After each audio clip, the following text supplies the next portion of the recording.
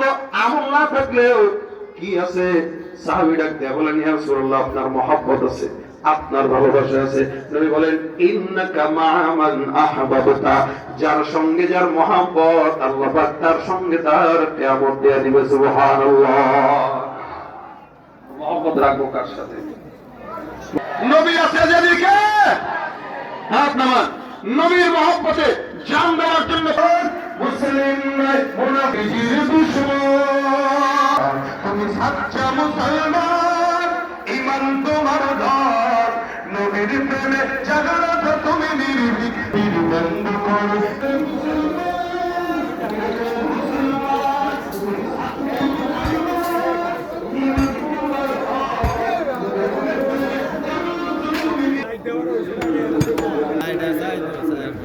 আল্লাহ